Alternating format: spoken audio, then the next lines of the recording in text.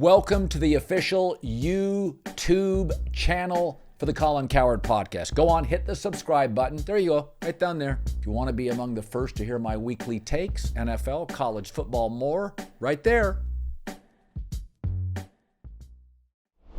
So one of the things I want to talk about Darvin Ham for a second, because I said this the other day. Listen, is for years and years, you'd hear Warrior fans banging on Steve Kerr.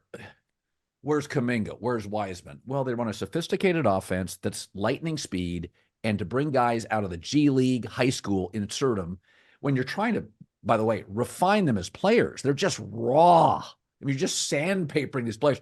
Oh, yeah, and learn this offense. Playing with Steph Curry and Draymond Green that's calculus. That's not, you're not talking about Orlando's offense, right? They're all growing together. So people banged on Kerr for years about you're not getting the young guys in, and it's like, Steve knows what he's doing. He sees the film. He's at practice every day. Give him credit. And I don't think Darvin Ham, as a rookie head coach, is at that level. But where I'll defend him is that, like, when you faced Denver's won 12 or 13 times. If you win 12 out of 13 games in a baseball series, Yankees have owned the Twins forever. There's probably a reason. Your back end's bad. You don't have the power. There's something. You're missing a component. The Yankees have better starting pitching, whatever it is. And I look at Denver and the Lakers, and the four best players for the Nuggets never really have a terrible game. Like, Murray can play like crap in the first half, but he'll have a great fourth. Porter will eventually hit big shots. Even KCP rarely is bad for four quarters, but Rui can disappear. D'Lo has disappeared. Anthony Davis, because he works so darn hard on the defensive end, sometimes, sort of regresses offensively late. And so I look at it and I think, well, God, I watched the Lakers led for 70% of it, but they just have guys in their rotation that disappear. And then Anthony and LeBron have to literally play harder minutes, more minutes. So I look at it and I think to myself, you got to get out of substitution patterns. We're not at practice. Who does he trust? Who doesn't he? I'd bring Darvin Ham back. But, I mean, Laker fans are 100% that he's a bum, that he can't coach. And I'm like, am I missing something? Is he that bad of a coach? So he shouldn't have been put in this particular situation, which is where everything really comes back to the front office. Darvin Ham should have been given a situation where he could kind of learn how to coach on the fly without as much pressure as there was in Los Angeles. To be clear, and I heard your opening rant the day after Darvin Ham got fired, and I totally agree with everything you said. So many teams rush to blame the coach. It's actually one of my biggest pet peeves in the NBA. Every fan base hates their coach. It's the craziest thing. Everyone. The Warriors. I've even seen Heat fans complain about Spoelstra's rotation. Like, it is a super common thing around the league. So I want to be clear. The Lakers lost to Denver because their players weren't as good as Denver's players. Right. That is absolutely what happened in that series. I actually thought it was super fascinating that coming into that season, you and I talked about how, hey, Rui plays the same position as LeBron, D'Lo plays the same position as Austin. Those are redundancies. They need to trade those guys. And yes. who were the two guys that let them down in that series? Rui and D'Lo. Those were the two guys. So the front office is why they lost to Denver. That said, it became abundantly clear this season that Darvin was not ready. And there are two main things that I want to hit on, and I'll be quick. One, he grossly mismanaged the talent on the roster. Here's the basic stat that will send this point home. In the 13-game stretch after the in-season tournament, when they went 3-10, which is literally the reason they had to play Denver in the first round and fight through the play-in tournament, D'Angelo Russell, who, as flawed as he is certainly their third or fourth best player.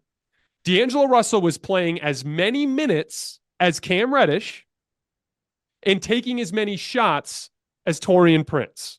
That was what was happening in that 13-game stretch post in-season tournament. So he got to a doghouse. When you are playing, and here's the thing. I understand when there's a sixth or seventh man in your rotation that's struggling and you need to jockey the rotation around. Because Darvin said, he leaked to the press, when a guy, what's the phrase he used? Shits the bed 10 games in a row. You got to do something. Here's the problem, though. What you don't do is go, Derek White, that was a rough 10-game stretch. You know what? Let's take him out of the lineup. Let's put Peyton Pritchard in there. That's not what you do. You play your best players. Your best players get more leeway. You don't pull D'Angelo Russell and heavily limit his usage in minute opportunities on the floor. For Cam Reddish, who literally is what, on his fourth team in 5 years. It was an asinine misallocation of resources, and it directly led to the situation they were in the standings. Everybody knew their 5 best players were LeBron, AD, Austin, D'Lo, Rui. As soon as he started playing all 5 of them big minutes and starting, they took off and won most of their games. That was a negligent management of talent, right? The second piece of it, and the important part to understand here, is the context of why he got hired. Right around the time Darvin got hired, who was the big coach that everybody wanted after the situation, what happened in Boston? It was Ime Udoka. Everyone's like, man, Ime Udoka took the Celtics and turned them from like kind of a soft group into like a really tough group in that 2021 season, remember? And so there was all of this or 2022 season, I should say. Basically what people were thinking was, let's get a former player who can like look eye to eye with these guys and hold them accountable. And the main issue that Darvin Ham had, and I would say this was a bigger issue than anything having to do with the rotation, he was too much of a benevolent motivator. He never held those guys accountable on a day-to-day basis.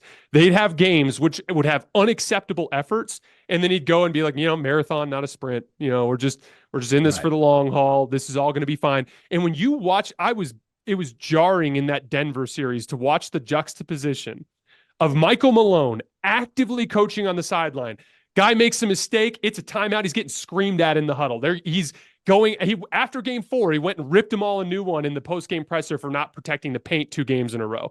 And then Darvin Ham is just sitting, chilling on the sideline. He's a very passive coach, and he never held players accountable. And so when you look at those 2 teams, I've got a Denver team that is really sharp in their execution. They never let go of the rope for more than a possession or 2 before they regain composure. And there was a Lakers team that would frequently lose control of the situation for like 3-4 minutes at a time.